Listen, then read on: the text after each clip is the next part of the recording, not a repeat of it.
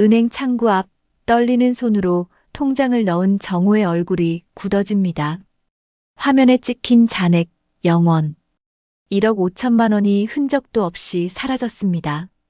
내가 내 손으로 우리 인생을 망쳐버렸구나. 집으로 돌아온 정호 앞에서 미숙은 바닥에 주저앉아 목 놓아 웁니다. 당신은 내 남편이지 투자자가 아니잖아요. 왜 우리를 버렸어요? 정호는 무릎을 꿇고 흐느낍니다. 당신 말을 들었어야 했어요. 30년을 당신만 믿고 살았는데 이게 뭐예요? 이게 미숙의 절규가 집안을 가득 채우고 정호는 대답조차 할 수 없습니다. 평생 모은 돈, 가족의 미래, 그리고 신뢰까지 한순간에 무너진 순간. 두 사람의 눈물이 30년 결혼 생활의 가장 깊은 절망을 말해줍니다. 오늘의 이야기 시작합니다. 여러분에게 피치 못할 사정으로 인한 분노와 배신 그리고 돈까지 잃게 된다면 어떻게 이겨내시겠어요? 이 사연은 실화 바탕으로 만들었습니다. 구독과 좋아요로 응원하며 들어주세요.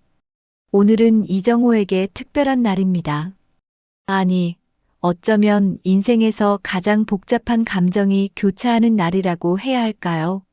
35년을 한결같이 출근했던 회사, 그 익숙한 건물 앞에서 정호는 마지막 출입증을 반납했습니다. 경비실 아저씨가 고생 많으셨습니다 하며 건네는 인사에 정호는 겨우 고개만 끄덕였죠. 목이 메어 말이 나오질 않았거든요. 65년을 살아오면서 정호는 늘 성실함으로 승부해왔습니다. 새벽같이 일어나 출근하고 밤늦게 돌아와 가족들의 잠든 얼굴만 보던 날들이 대부분이었죠. 아내 박미숙은 그런 정호를 묵묵히 지켜봐 왔습니다. 새 식구 밥 차려주고 아이들 뒷바라지하며 때론 외로웠지만 참아냈던 63년의 세월이었습니다. 인사팀에서 준비한 소박한 퇴직 파티가 회의실에서 열렸습니다. 후배들이 준비한 꽃다발과 감사패를 받아든 정호의 손이 미세하게 떨렸어요. 정호 부장님, 그동안 정말 수고 많으셨습니다. 부장님 덕분에 저희가 많이 배웠습니다. 젊은 직원들의 말 한마디 한마디가 정호의 가슴을 찌릿하게 만들었죠. 고맙기도 하고 서글프기도 했습니다. 드디어 정호는 격리부에서 준비한 두툼한 봉투를 건네받았습니다. 평생을 일한 대가 퇴직금이 담긴 봉투였죠. 정호는 그 무게를 느끼며 가슴이 철렁 내려앉는 걸 느꼈습니다. 이 돈이 과연 남은 인생을 지켜줄 수 있을까요? 아내와 함께 보낼 노후가 정말 편안할 수 있을까요? 수많은 질문이 정호의 머릿속을 스쳐 지나갔습니다. 회사를 나서는 정호의 발걸음은 묵직했습니다. 지하철을 타고 집으로 향하는 내내 정호는 창밖을 멍하니 바라봤어요. 익숙한 풍경들이 지나갔지만 오늘따라 모든 게 낯설게 느껴졌습니다. 이제 더 이상 이 시간에 지하철을 탈 일이 없겠구나 싶으니 가슴 한편이 허전했죠. 집 앞 골목에 들어서자 미숙이 대문 앞에서 기다리고 있었습니다. 아내는 정호의 얼굴을 보자마자 눈시울이 붉어졌어요. 여보, 고생했어요. 정말 고생 많았어요. 미숙의 목소리는 떨렸고 정호는 아내의 손을 꽉 잡았습니다. 말없이 서로를 바라보는 두 사람 사이로 30년 넘게 함께 살아온 세월이 흘러갔죠. 거실로 들어선 정호는 소파에 털썩 주저앉았습니다. 미숙이 따뜻한 차를 내오며 정호 옆에 앉았어요. 여보, 이제 고생 끝났어요. 우리 이제 같이 여행도 가고 하고 싶은 거 다 하면서 살아요. 미숙의 말은 진심이었습니다. 남편이 평생 가족을 위해 일만 하다가 정년을 맞은 거잖아요. 이제는 두 사람만의 시간을 가질 때가 됐다고 미숙은 생각했죠. 하지만 정호의 표정은 밝지 않았습니다. 퇴직금 봉투를 식탁 위에 올려놓으며 정호는 깊은 한숨을 내쉬었어요. 당신, 이 돈으로 우리가 얼마나 버틸 수 있을까요? 정호의 목소리에는 불안이 가득했습니다. 미숙은 남편의 손을 잡으며 대답했죠. 여보, 우리 검소하게 살면 돼요. 큰 욕심 부리지 말고 건강하게만 살면 되잖아요. 정호는 고개를 끄덕였지만 마음속 깊은 곳에서는 다른 생각이 자리 잡고 있었습니다. 평생을 가장으로 살아온 정호에게 퇴직은 단순한 끝이 아니었어요. 뭔가 더 해야 한다는 책임감, 가족을 더 잘 먹여 살려야 한다는 의무감이 정호를 짓눌렀죠. 이 돈을 그냥 은행에 넣어두기엔 너무 아깝다는 생각이 들었습니다. 밤이 깊어갈수록 정호의 잠은 오지 않았습니다. 천장을 바라보며 정호는 생각했죠. 내가 정말 잘한 걸까? 이제 정말 쉬어도 되는 걸까? 하지만 동시에 마지막으로 한 번 더 크게 벌어보고 싶다는 욕구도 꿈틀거렸습니다. 옆에서 잠든 미숙의 고른 숨소리를 들으며 정호는 알 수 없는 불안과 조바심에 휩싸였습니다. 퇴직하고 나흘째 되던 날 정호의 휴대폰이 울렸습니다. 화면에 뜬 이름을 보자 정호의 얼굴에 반가움이 스쳤어요. 최상호 고등학교 동창이자 평생 친구였죠. 여보세요, 상호 형. 정호의 목소리가 한결 밝아졌습니다. 상호는 특유의 쾌활한 목소리로 말했어요. 야, 정호야. 퇴직했다며? 축하한다, 이놈아. 오늘 저녁에 우리 집으로 와. 축하주 한잔 하자고. 저녁 무렵 정호는 상호의 집을 찾았습니다. 강남 한복판에 위치한 고급 아파트. 현관문을 열고 들어서자 정호는 순간 압도당했어요. 넓은 거실, 고급스러운 인테리어, 벽에 걸린 값비싼 그림들까지. 와, 상호 형. 정말 잘 사는구만. 정호의 감탄에 상호는 웃으며 대답했죠. 다 부동산 덕분이야. 때를 잘 탄 거지 뭐. 식탁에 앉아 술잔을 기울이던 상호가 본론을 꺼냈습니다. 정호야, 퇴직금 얼마나 받았어? 정호는 잠시 망설이다 솔직하게 답했어요. 한 2억 5천 정도 됩니다. 상호의 눈이 반짝였죠. 그 정도면 딱 좋아. 내가 지금 아주 좋은 투자처를 알고 있거든. 경기도 쪽에 개발 예정지가 있는데 조만간 대박 날 거야. 정호는 귀가 솔깃했습니다. 형, 그게 확실한 겁니까? 상호는 자신만만하게 고개를 끄덕였어요. 야, 내가 이 바닥에서 20년 넘게 굴렀는데 이번 건 100%야. 내부 정보도 있고 지금 들어가면 최소 2배는 먹고 들어간다고. 근데 이번 주까지 계약금 넣어야 해. 시간이 없어. 상호는 테이블 위에 서류 몇 장을 펼쳐놓았습니다. 개발 계획도 지적도 수익률 예상표까지. 그럴듯해 보였죠. 정호야, 평생 월급쟁이로 살았잖아. 이제 마지막으로 한 방 제대로 터트려 보자고. 퇴직금 묻어두면 이자도 얼마 안 돼. 물가는 계속 오르는데 그냥 앉아서 당할 거야? 상호의 말은 정호의 마음 깊은 곳을 건드렸습니다. 맞는 말이었어요. 은행 이자로는 턱없이 부족했죠. 정호는 속으로 계산을 해봤습니다. 만약 정말 2배가 된다면 3억 원이 생기는 거잖아요. 그 돈이면 미숙과 여행도 실컷 다니고 아이들한테도 도움을 줄 수 있을 텐데. 형, 근데 위험하진 않습니까? 정호의 목소리에 흔들림이 묻어났어요. 상호는 정호의 어깨를 탁 쳤습니다. 야, 인생에 위험 없는 게 어디 있어? 근데 이건 위험이 아니라 기회야. 내 말 믿어. 형이 언제 너한테 거짓말했냐? 상호의 눈빛은 진지했고 정호는 점점 마음이 기울었습니다. 형도 투자하는 겁니까? 상호가 크게 웃었죠. 당연하지. 나도 5억 넣었어. 우리 같이 대박 나자고. 집으로 돌아온 정호의 손에는 상호가 건넨 서류 봉투가 들려 있었습니다. 현관문을 열고 들어서자 미숙이 거실에서 텔레비전을 보고 있었어요. 여보, 어디 갔다 와요? 미숙의 물음에 정호는 잠시 망설였습니다. 상호 형 만나고 왔어요. 정호는 소파에 앉아 조심스럽게 입을 열었습니다. 당신 사실 오늘 상호 형한테 좋은 투자 얘기를 들었어요. 순간 미숙의 표정이 굳었죠. 투자요? 무슨 투자요? 정호는 상호한테 들은 이야기를 자세히 설명했습니다. 개발 예정지, 확실한 수익, 2배로 불어나는 돈. 하지만 미숙의 반응은 싸늘했습니다. 여보, 정신 차려요. 그게 확실하다는 보장이 어디 있어요? 그 돈은 우리 마지막 희망이에요. 절대 모험하면 안 돼요. 미숙의 목소리는 단호했죠.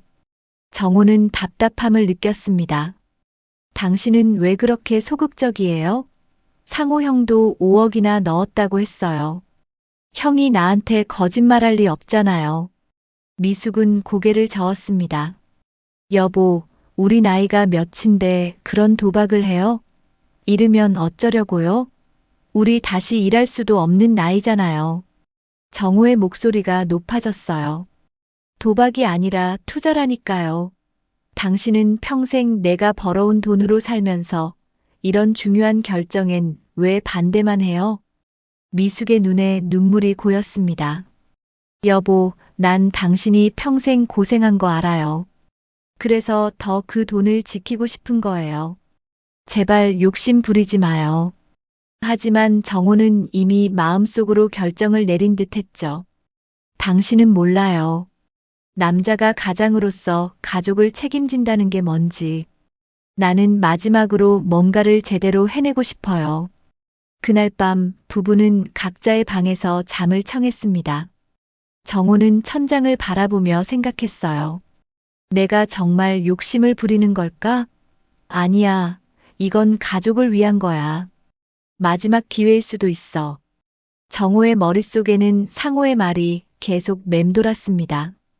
이거 놓치면 평생 후회한다. 새벽까지 잠 못 이루던 정호는 결심했습니다. 투자하겠다고. 상호를 믿겠다고.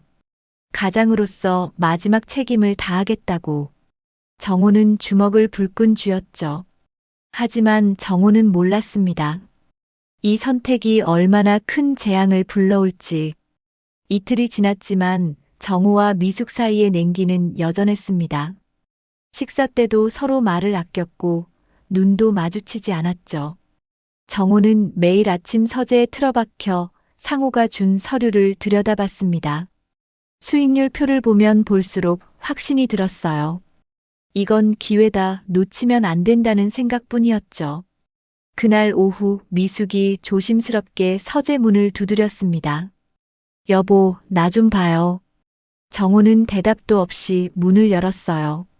미숙의 손에는 여행 책자가 들려 있었죠.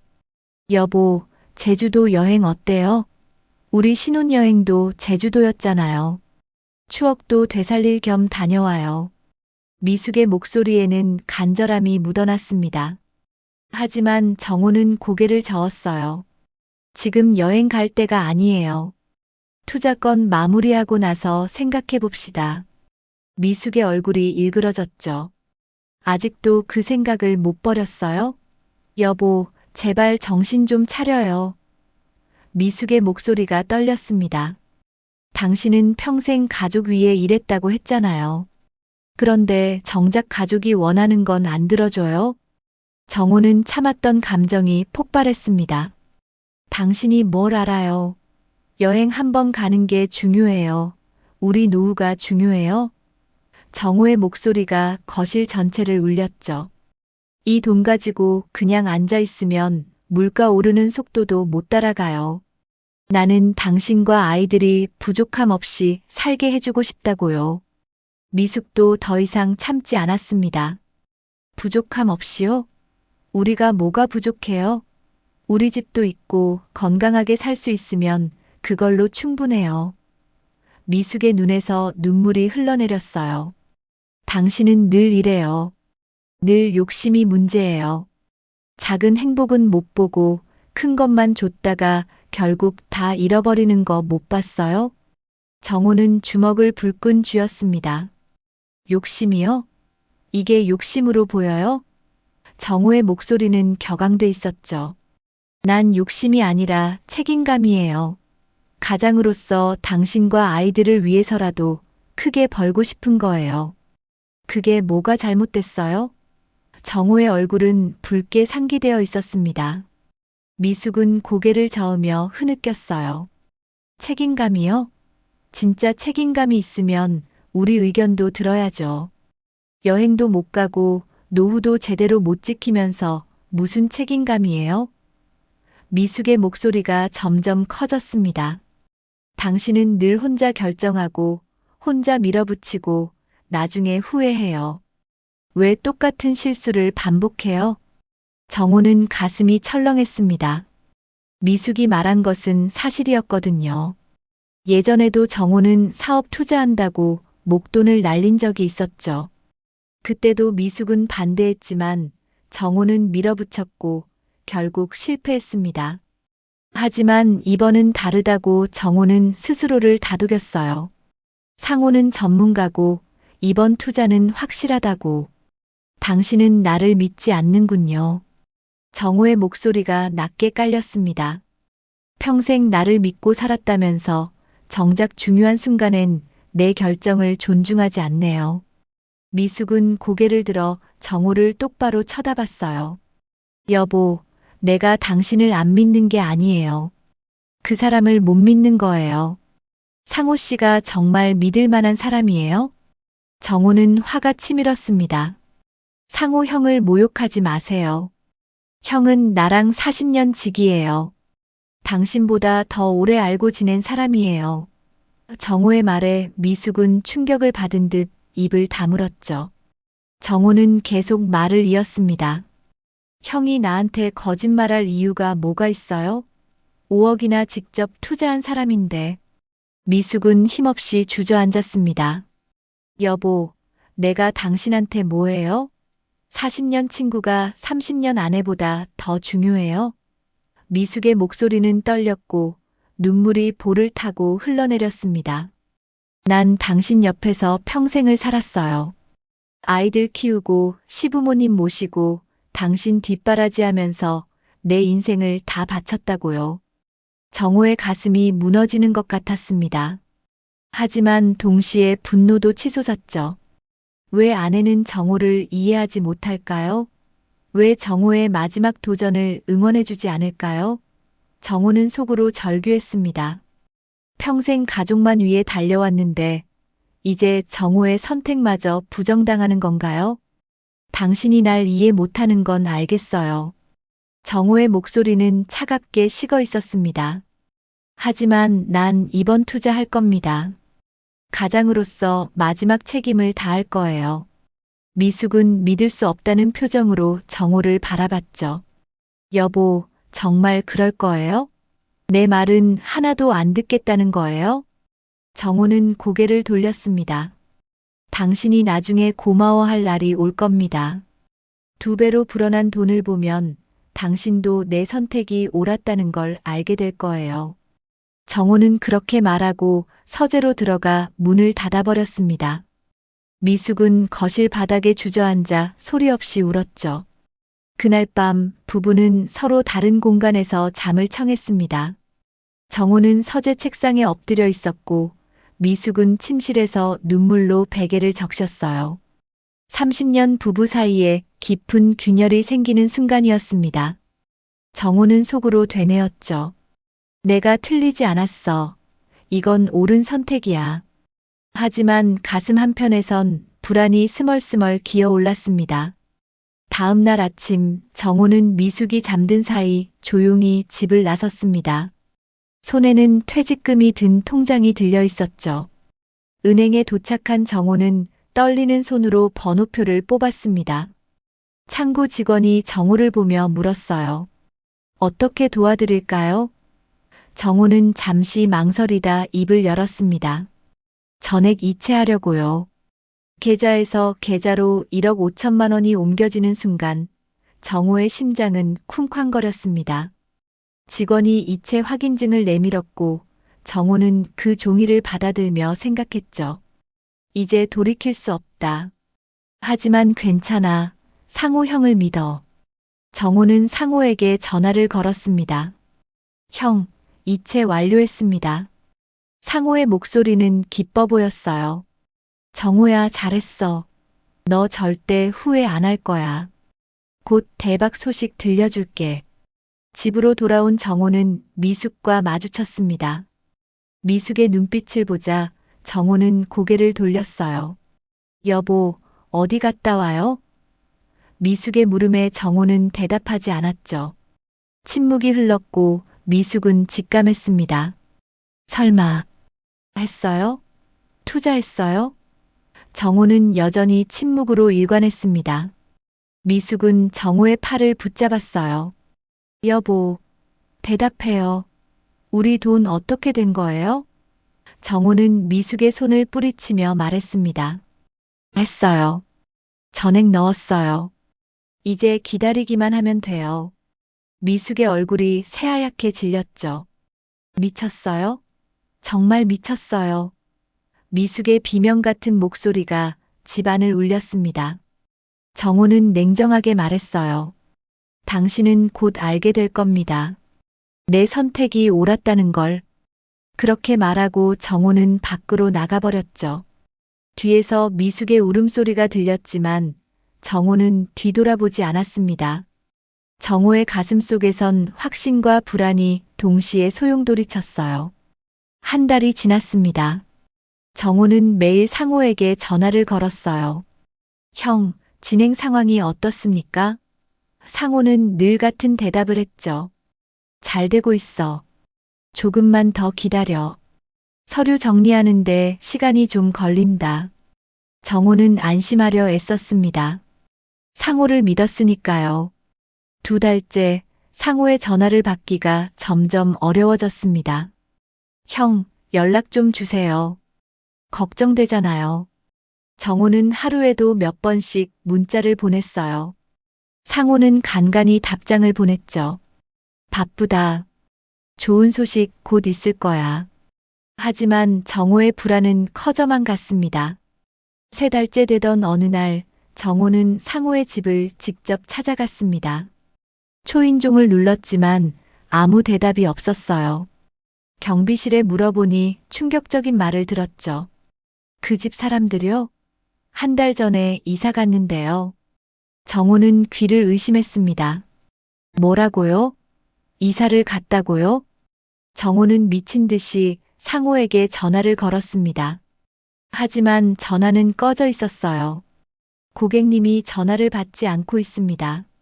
자동응답기의 목소리가 정호의 귓가를 때렸죠. 정호는 손이 떨렸습니다. 설마 하는 생각이 머릿속을 가득 채웠어요. 정호는 투자 관련 서류를 들고 경기도 개발 예정지를 찾아갔습니다. 하지만 그곳에는 아무것도 없었어요. 허허 벌판일 뿐이었죠. 개발 계획이라는 것도 공사 흔적도 찾을 수 없었습니다. 정호는 그 자리에 주저앉았어요. 온몸에서 힘이 빠져나갔죠. 집으로 돌아온 정호는 바로 은행으로 달려갔습니다. 떨리는 손으로 통장을 넣었어요. 화면에 찍힌 잔액을 본 순간 정호의 세상이 무너져 내렸습니다. 0원. 정확히 0원이었죠. 1억 5천만 원이 흔적도 없이 사라진 겁니다. 정호는 은행 의자에 주저앉았습니다. 두 손으로 머리를 감싸쥐며 속으로 절규했어요. 내가 내 손으로 우리 인생을 망쳐버렸구나. 35년 동안 악착같이 모은 돈, 땀과 눈물로 일궈낸 퇴직금이 한순간에 날아가 버렸습니다. 정호는 숨을 쉴 수가 없었어요. 가슴이 찢어지는 듯한 고통이 밀려왔죠. 집 앞에 도착했을 때 정호는 현관문 앞에서 한참을 서 있었습니다. 어떻게 미숙에게 말할까요? 어떤 얼굴로 아내를 마주할까요? 정호는 천천히 문을 열었어요. 거실에 앉아있던 미숙이 정호를 보며 물었습니다. 여보, 왜 그래요? 얼굴이 왜 그래요? 정호는 입을 열려 했지만 목소리가 나오지 않았습니다. 그저 고개를 저을 뿐이었죠. 미숙은 순간적으로 모든 걸 알아챘어요. 설마 그런 거 아니죠? 미숙의 목소리가 떨렸습니다. 정호는 고개를 끄덕였어요. 날아갔어요. 전부 다. 미숙은 비틀거리며 뒤로 물러났습니다. 거짓말이죠? 농담이죠? 하지만 정호의 침통한 얼굴이 모든 걸 말해주고 있었죠. 미숙은 그 자리에 주저앉아 목 놓아 울기 시작했습니다. 안 돼. 이럴 수가 없어. 미숙의 울음소리는 절규에 가까웠어요. 정호는 무릎을 꿇고 미숙 앞으로 다가갔습니다. 미안해요, 당신. 내가 미쳤어요. 내가 정말 미쳤어요. 정호의 눈에서도 눈물이 쏟아졌죠. 당신 말을 들었어야 했어요. 내가 욕심을 부렸어요. 정호의 목소리는 떨렸고 온몸이 부들부들 떨렸습니다. 미숙은 정호를 밀어냈어요. 당신은 내 남편이지 투자자가 아니잖아요. 왜 우리를 버렸어요? 왜? 미숙의 울부짖음이 집안을 가득 채웠습니다. 30년을 당신만 믿고 살았는데 이게 뭐예요? 이게 당신이 날 사랑한 방법이에요? 정호는 대답할 수 없었습니다. 할 말이 없었거든요. 모든 게 정호의 잘못이었으니까요. 아내의 말을 듣지 않은 것, 욕심을 부린 것, 상호를 맹목적으로 믿은 것. 정호는 바닥에 엎드려 흐느꼈어요. 평생을 살면서 이렇게 무너져 본 적이 없었습니다. 이틀 동안 정호와 미숙은 거의 말을 하지 않았습니다. 집안은 죽음처럼 고요했죠. 정호는 서재에 틀어박혀 있었고 미숙은 침실에서 눈물만 흘렸어요. 밥도 제대로 먹지 못했습니다. 입맛이 있을 리 없었죠. 그러던 어느 날 오후 현관 초인종이 울렸습니다. 미숙이 문을 열자 아들 민수 35세와 딸 수진 32세이 서 있었어요. 엄마, 무슨 일이에요? 전화도 안 받고. 민수의 목소리에 걱정이 묻어났죠. 미숙은 아이들을 보자마자 눈물이 터져 나왔습니다. 엄마, 왜 그래요? 무슨 일 있어요? 수진이 미숙의 손을 잡았어요. 미숙은 말을 잇지 못하고 흐느꼈죠. 정호가 서재에서 나왔습니다. 아이들을 본 정호의 얼굴은 창백했어요. 너희가 왜? 정호의 목소리는 떨렸습니다. 민수는 아버지의 얼굴을 보고 뭔가 심상치 않다는 걸 직감했어요. 아버지, 대체 무슨 일이에요? 엄마가 왜 우는 거예요? 거실로 들어온 가족들은 소파에 둘러앉았죠. 정호는 한참을 입을 열지 못했습니다. 미숙이 떨리는 목소리로 말했어요. 애들아, 우리 퇴직금을 다 잃었어. 순간 거실에 정적이 흘렀습니다. 민수와 수지는 제대로 못 알아들은 듯 서로를 쳐다봤어요. 뭐라고요? 지금 뭐라고 하신 거예요? 민수가 다시 물었죠. 정호가 고개를 떨구며 대답했습니다. 1억 5천. 전부 날렸다. 민수는 벌떡 일어났습니다. 아버지, 지금 장난하시는 거죠? 그 큰 돈을 어떻게 다 날려요?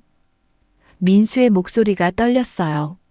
수진도 믿을 수 없다는 표정이었죠. 아버지, 대체 무슨 짓을 하신 거예요? 정호는 떨리는 목소리로 사기를 당한 경위를 설명했습니다. 이야기를 듣던 민수의 얼굴이 붉어졌어요. 미쳤어요? 친구 말만 듣고 그 큰 돈을 다 넣었다고요? 민수는 소리쳤습니다. 아버지, 상식적으로 생각을 좀 하세요. 60 넘은 나이에 그런 투자를 해요? 민수의 목소리는 분노로 가득했죠. 수진도 끼어들었습니다. 아버지, 엄마는 뭐라고 했어요? 엄마도 찬성했어요? 미숙이 고개를 저었어요. 난 처음부터 반대했어. 제발 하지 말라고 했는데. 미숙의 목소리는 원망으로 얼룩져 있었죠. 수진의 눈에서 눈물이 흘러내렸습니다. 엄마가 평생 아버지만 믿고 살았는데 이게 뭐예요? 이게. 민수는 머리를 쥐어뜯었어요. 아버지, 우리 노후는 어떻게 하려고 그랬어요? 앞으로 어떻게 살라고요? 민수의 목소리는 절규에 가까웠습니다. 아버지는 일할 수도 없는 나이잖아요. 우리 보고 다 책임지라는 거예요? 정호는 고개를 들 수 없었습니다. 아들의 말이 모두 맞았거든요. 수진이 울면서 말했어요. 저희도 애들 키우느라 빠듯해요. 대학 등록금, 학원비에 우리도 숨 막혀요. 근데 부모님까지 부양하라고요? 수진의 목소리가 높아졌죠. 아버지는 우리 형편도 생각 안 하셨어요? 민수가 벽을 주먹으로 쳤습니다. 정말 답답해서 미치겠네요. 평생 일한 퇴직금을 하루아침에 날리다니. 민수는 아버지를 똑바로 쳐다봤어요. 아버지, 솔직히 말해요. 욕심이었죠? 더 많이 벌고 싶은 욕심? 정호는 떨리는 입술로 대답했습니다. 아니야. 너희들 위해서. 우릴 위해서요? 수진이 비웃듯 말했어요.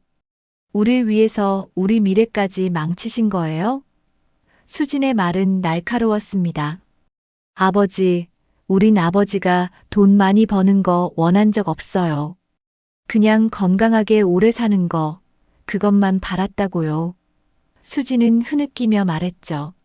미숙이 아이들을 말렸습니다. 애들아, 그만해. 아버지도 힘들어. 하지만 민수는 멈추지 않았어요. 엄마는 왜 아버지 편만 들어요? 민수의 목소리에 배신감이 묻어났습니다. 엄마도 피해자잖아요. 평생 고생만 하고 이제 좀 편하게 살려고 했는데. 정호는 두 손으로 얼굴을 가렸습니다.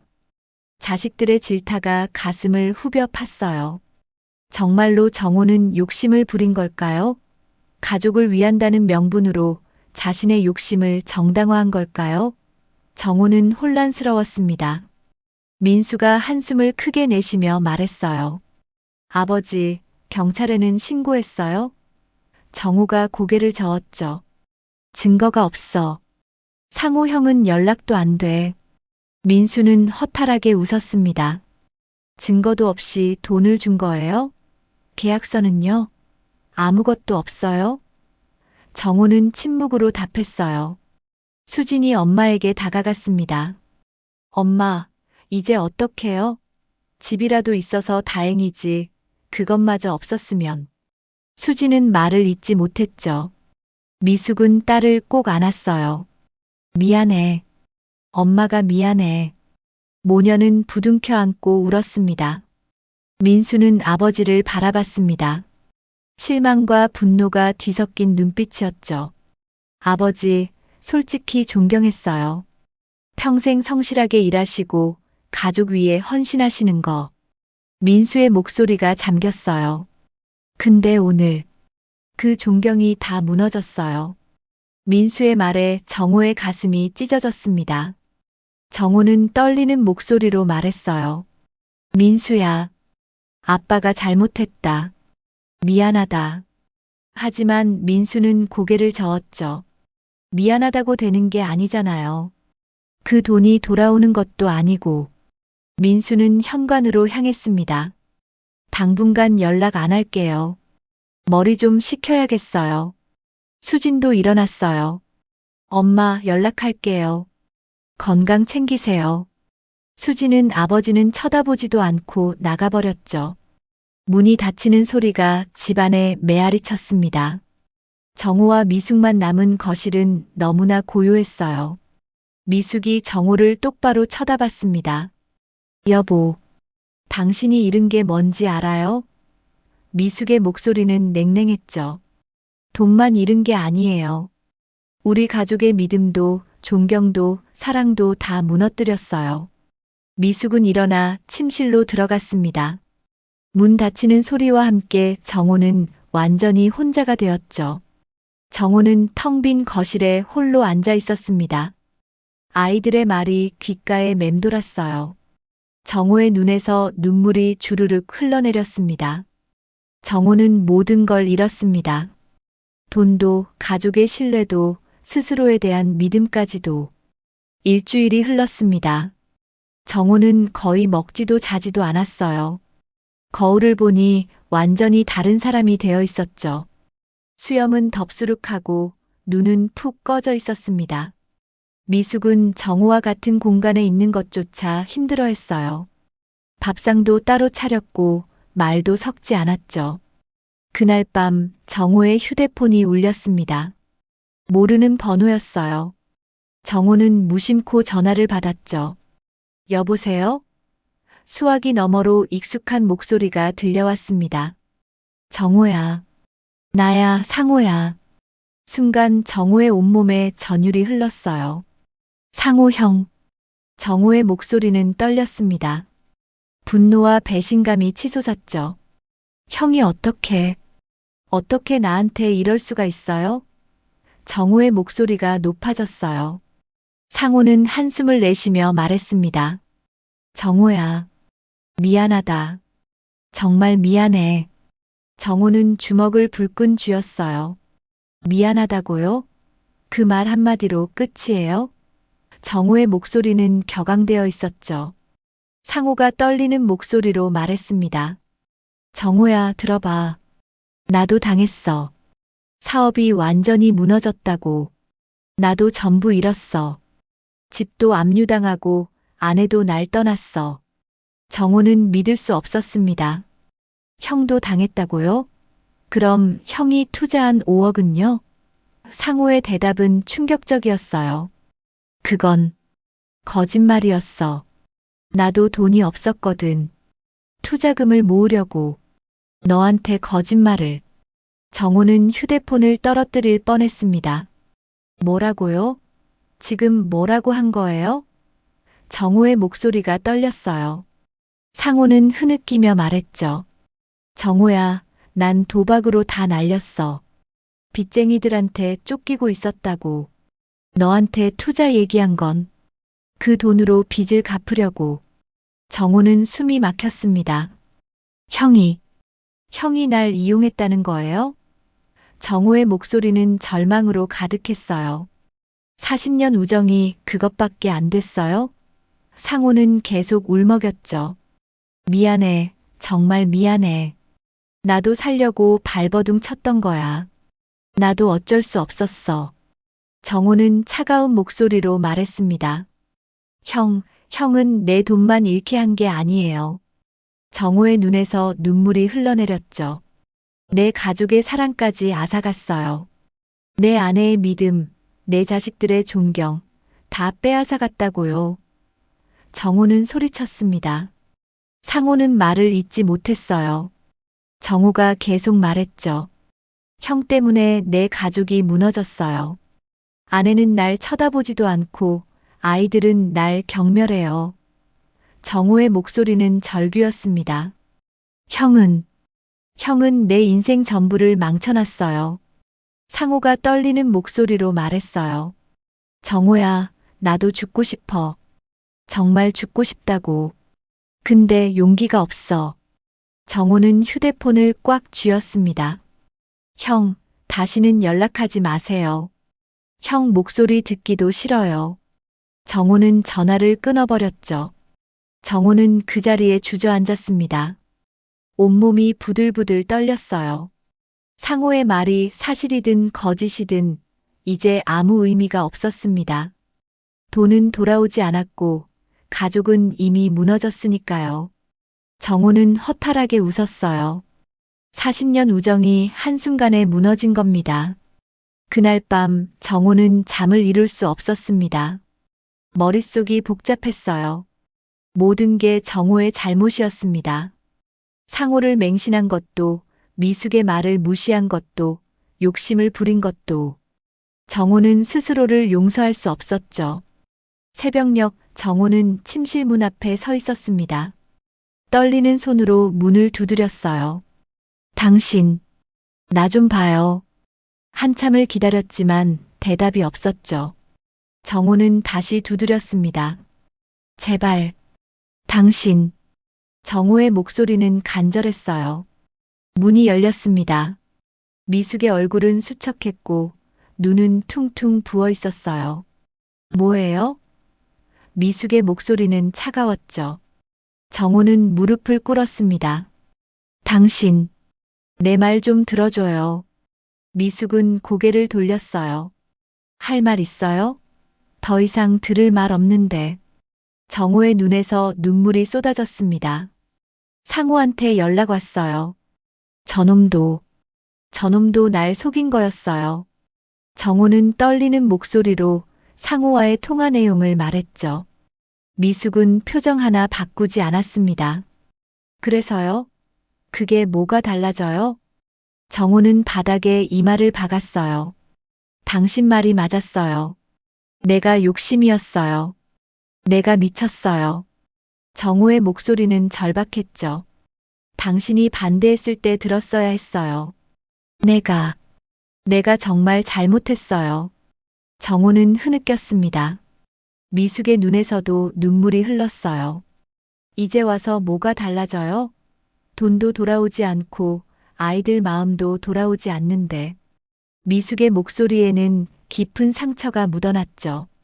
당신은 우리 30년을 하루아침에 무너뜨렸어요. 정호는 미숙의 발을 붙잡았습니다. 제발, 당신, 내 마지막 기회를 줘요. 정호는 온몸으로 애원했어요. 다시는 이런 짓 안 할게요. 당신 말만 들을게요. 제발, 날 버리지 마요. 정호의 울음소리가 집 안을 채웠죠. 미숙은 정호를 내려다봤습니다. 원망스러웠지만 동시에 안쓰러웠어요. 30년을 함께 산 사람이었으니까요. 여보, 미숙의 목소리가 떨렸죠. 내가 당신을 어떻게 믿어요? 또다시 배신당할까봐 무서워요. 정호는 고개를 들어 미숙을 바라봤습니다. 당신, 나 정말 잘못했어요. 평생 후회하며 살 거예요. 정호의 얼굴은 눈물 범벅이었죠. 하지만 제발, 날 완전히 버리지만 마요. 기회를 줘요. 내가 잘못을 바로잡을 기회를. 미숙은 한숨을 깊게 내쉬었습니다. 일어나요. 보기 싫으니까. 미숙은 침실로 들어가 문을 닫았어요. 정호는 그 자리에 무너져 내렸죠.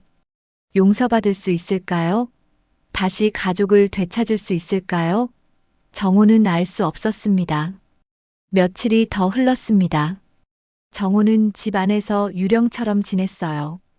밥도 거의 먹지 않고 말도 하지 않았죠. 거울을 볼 때마다 정호는 스스로가 혐오스러웠습니다. 이렇게 살아야 할 이유가 있을까요? 차라리 죽는 게 나을까요? 그런 생각이 머릿속을 맴돌았어요. 어느 날 새벽 정호는 옥상으로 올라갔습니다. 난간에 섰을 때 바람이 차갑게 얼굴을 스쳤죠. 아래를 내려다보니 아찔했어요. 정호는 생각했습니다. 여기서 뛰어내리면 모든 게 끝나겠지. 더 이상 아무도 괴롭히지 않아도 되겠지. 정호가 난간에 손을 얹었을 때 뒤에서 목소리가 들렸습니다. 여보, 미숙이었어요. 미숙은 황급히 달려와 정호의 팔을 붙잡았죠. 뭐 하는 거예요? 정신 차려요. 미숙의 목소리는 공포로 가득했습니다.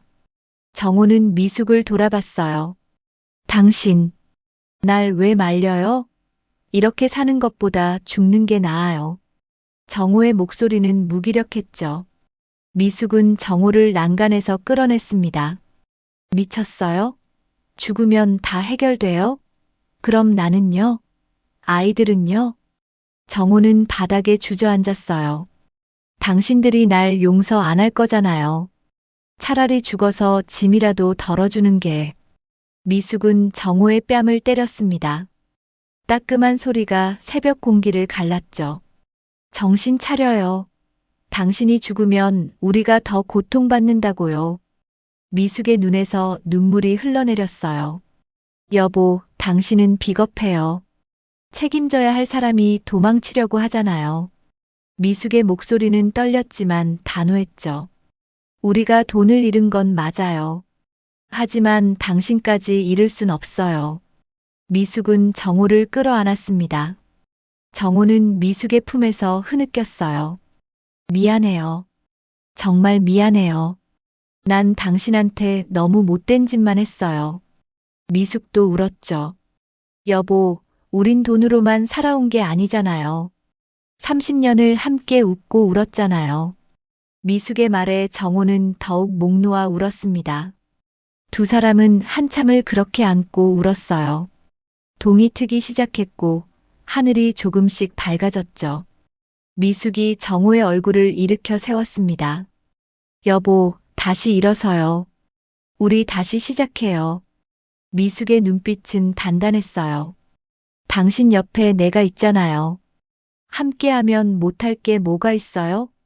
정호는 믿을 수 없다는 듯 미숙을 바라봤습니다. 당신, 정말 날 용서하는 거예요? 미숙은 고개를 저었어요. 용서는 아직 못해요. 너무 아파요. 미숙의 목소리가 떨렸죠. 하지만 당신을 포기할 순 없어요. 우린 부부니까요. 미숙은 정호의 손을 꽉 잡았습니다. 여보, 우리 뭐라도 해요. 일자리를 구하든 장사를 하든. 늦지 않았어요. 정호는 고개를 끄덕였어요. 하지만 우리 나이에 누가 써주겠어요. 정호의 목소리에는 여전히 두려움이 묻어났죠. 미숙이 단호하게 말했습니다. 그럼 우리가 직접 해요. 작은 가게라도 차려요. 미숙의 눈에 결기가 보였어요. 내가 평생 요리해 왔잖아요. 분식집 정도는 할 수 있어요. 정호는 놀란 표정이었죠. 분식집이요? 그걸 우리가요? 왜요? 못할 것 같아요? 미숙의 목소리에 힘이 실렸습니다. 다른 사람들 다 하는데 우리라고 못할 게 뭐예요? 미숑은 정호를 일으켜 세웠어요. 여보, 이제 그만 주저앉아 있어요. 우리 함께 싸워요. 인생이 우릴 이렇게 무너뜨렸으면 우리가 다시 일어서는 거 보여주는 거예요. 그날부터 부부는 움직이기 시작했습니다. 집을 담보로 대출을 받아 작은 분식집 창업 자금을 마련했어요. 동네 구석에 있는 작은 가게였죠. 월세도 저렴했고 위치도 그리 좋지 않았습니다. 하지만 시작할 수 있다는 것만으로도 희망이었어요. 미숙은 메뉴를 정했습니다. 떡볶이, 김밥, 순대, 튀김. 단순하지만 정성껏 만들기로 했죠. 정호는 가게를 청소하고 정리했어요. 오랜만에 몸을 움직이니 조금씩 기운이 났습니다. 페인트 칠도 하고 간판도 달았죠. 개업 전날 밤 정호와 미숙은 가게에 앉아 있었습니다. 당신, 우리 정말 할 수 있을까요? 정호의 목소리에는 여전히 불안이 묻어났어요. 미숙이 정호의 손을 잡았죠. 여보, 우린 이미 바닥까지 떨어졌어요. 이제 올라갈 일만 남았어요. 개업 첫날 손님은 몇 명 오지 않았습니다. 정호는 떡볶이를 끓이다가 불 조절을 잘못해 태워버렸어요. 미숙은 김밥을 말다가 모양이 엉망이 되기도 했죠. 서툴렀고 실수투성이었습니다. 하지만 포기하지 않았어요. 정호는 손님을 맞으며 허리를 숙였습니다. 어서 오세요. 처음엔 어색했지만 점점 익숙해졌죠. 미숙은 주방에서 땀을 흘리며 음식을 만들었어요. 손님들이 맛있어요라고 말할 때마다 미숙의 얼굴에 미소가 번졌습니다. 한 달이 지났습니다. 단골 손님도 조금씩 생겼어요. 사장님, 떡볶이 정말 맛있어요. 집에서 만든 것 같아요. 손님의 말에 미숙은 고마워했죠. 정호는 가게 문을 닫고 설거지를 하면서 생각했습니다. 이게 행복인가요? 퇴직금으로 편하게 살던 때보다 더 행복한 걸까요? 어느 날 저녁 장사를 마치고 정호는 미숙을 바라봤어요. 땀으로 범벅이 된 미숙의 얼굴이었지만 그 어느 때보다 아름다워 보였습니다. 당신, 정우가 조심스럽게 불렀죠. 고마워요. 날 포기하지 않아줘서. 미숙은 정우를 보며 미소 지었어요. 여보, 우리 이제 조금씩 나아지고 있어요. 미숙의 목소리는 따뜻했죠. 정우는 깨달았습니다. 돈보다 소중한 건 내 곁을 끝까지 지켜준 이 사람이었다고. 미숙의 손을 잡으며 정우는 속으로 다짐했어요. 다시는 이 손을 놓지 않겠다고. 3년이 흘렀습니다. 정우의 분식집은 이제 동네 명물이 되어 있었어요. 작은 가게였지만 손님들로 늘 북적였죠. 정우와 미숙은 새벽같이 일어나 장을 보고 밤늦게까지 설거지를 했습니다. 힘들었지만 보람이 있었어요.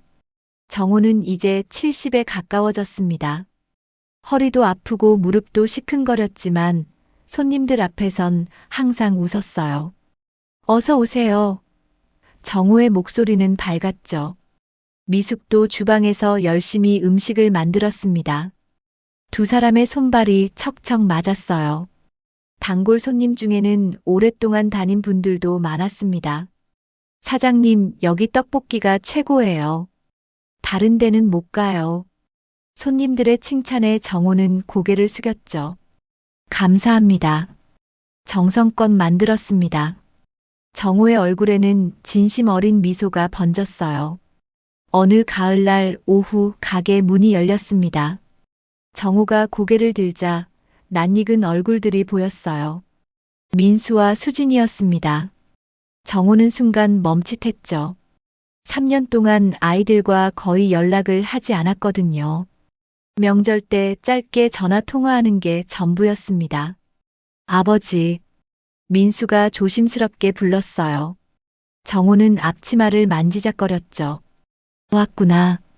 어서 앉아라. 정우의 목소리는 떨렸습니다. 수진이 주방을 향해 소리쳤어요. 엄마, 우리 왔어요. 미숙이 주방에서 뛰어나왔죠. 애들아. 미숙의 눈에 눈물이 고였습니다. 아이들을 보자 그동안 참았던 그리움이 터져 나왔어요. 수진이 엄마를 끌어안았죠. 엄마, 보고 싶었어요.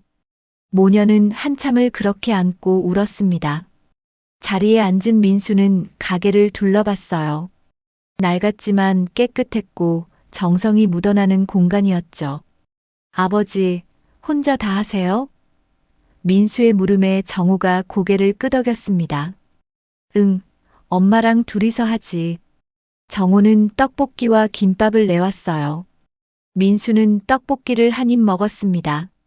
순간 눈이 커졌어요. 이거 진짜 맛있는데요? 정우는 쑥스럽게 웃었죠.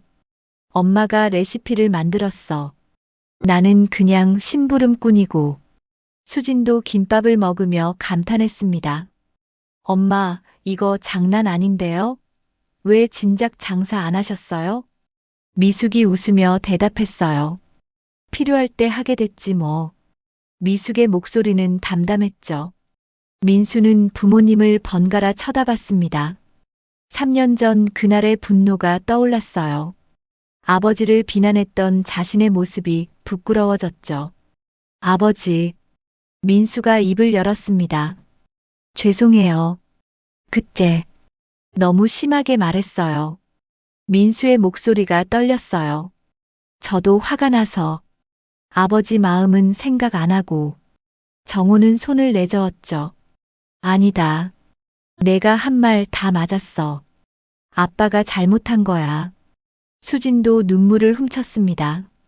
아버지, 우리가 너무 몰랐어요. 이렇게 힘들게 일하시는 거.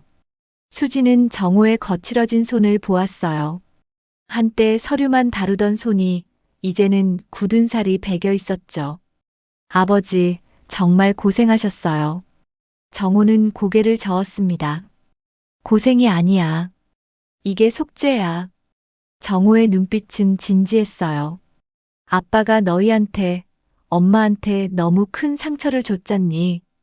그걸 조금이라도 갚으려면 이렇게라도 살아야지. 정우의 목소리에는 진심이 담겨 있었죠. 민수는 더 이상 참을 수 없었습니다. 일어나서 아버지를 끌어안았어요. 아버지, 존경합니다. 진짜 존경해요. 민수의 목소리는 울먹였죠. 돈 잃었을 때는 아버지가 한심하게 보였어요. 근데 지금은 정말 멋있어요. 수진도 부모님을 안았습니다. 아버지, 어머니, 진짜 멋진 부부예요. 다시 일어서신 거 정말 대단해요. 가족 넷은 그렇게 한참을 안고 울었어요. 3년 동안 쌓였던 응어리가 녹아내리는 순간이었죠. 손님들이 가게로 들어왔습니다. 정호는 눈물을 닦으며 자리에서 일어났어요. 어서 오세요. 정호의 목소리는 여전히 밝았죠. 민수와 수지는 놀라며 아버지를 도왔습니다. 아버지, 제가 할게요. 가족이 함께 손님을 맞았어요. 저녁 무렵 손님들이 다 떠나고 가족만 남았습니다. 정호는 가게 셔터를 내리며 말했어요. 애들아, 아빠가 퇴직금은 잃었지만 정호는 잠시 말을 멈췄죠. 그 덕에 사랑의 진짜 값을 알게 됐다. 정호의 눈빛은 맑았습니다. 민수가 물었어요. 아버지, 후회 안 하세요? 그 돈 있었으면 편하게 사셨을 텐데. 정호는 고개를 저었죠. 편한 게 행복은 아니더라. 엄마랑 함께 땀 흘리고 손님들한테 고맙다는 말 들을 때가 더 행복해. 정호의 말에 미숙이 미소 지었습니다. 미숙이 정호의 손을 잡았어요. 여보, 돈은 사라져도 우리의 사랑은 잃지 않았어요. 미숙의 목소리는 단단했죠. 오히려 더 깊어진 것 같아요. 힘들 때 서로 의지하니까. 정호는 미숙의 손을 꽉 쥐었습니다. 수진이 부모님을 보며 말했어요. 저희도 배웠어요. 돈보다 중요한 게 뭔지. 수진의 눈에서 눈물이 흘렀죠. 사랑하는 사람들이랑 함께 있는 게 진짜 행복이란 걸요. 민수도 고개를 끄덕였습니다. 정호는 가족들을 둘러봤어요. 아내, 아들, 딸. 이들이 있어 정호는 다시 일어설 수 있었죠. 고맙다. 너희가 있어서 아빠가 살았어. 정호의 목소리는 감격으로 떨렸습니다. 앞으로도 잘 부탁한다. 그날 밤 정호와 미숙은 가게에 나란히 앉아 있었습니다. 창밖으로 별이 보였어요. 당신, 우리 참 많이 돌아왔네요. 미숙이 말했죠. 정호가 웃으며 대답했습니다. 그러게. 지옥 같은 시간이었지만 이제는 감사해. 정호는 미숙을 바라봤어요. 당신이 아니었으면 난 진작 무너졌을 거야. 정호의 눈에서 눈물이 흘렀죠. 당신은 내 인생의 전부야. 퇴직금보다 그 어떤 것보다 소중해. 미숙은 정호의 어깨에 머리를 기댔습니다. 여보, 우리 앞으로도 이렇게 살아요. 미숙의 목소리는 평온했어요. 욕심 부리지 말고 있는 것에 감사하며. 정호는 고개를 끄덕였죠. 그래, 그렇게 살자. 두 사람은 서로의 손을 꼭 잡았습니다. 별빛이 가게 안을 은은하게 비쳤습니다. 정호는 깨달았어요. 진짜 부는 통장 잔고가 아니라 사랑하는 사람들과 함께하는 시간이라는 것을. 그리고 진짜 성공은 많이 버는 게 아니라 쓰러져도 다시 일어서는 거라는 것을. 정호의 가슴 속에 따뜻한 행복이 번져갔습니다.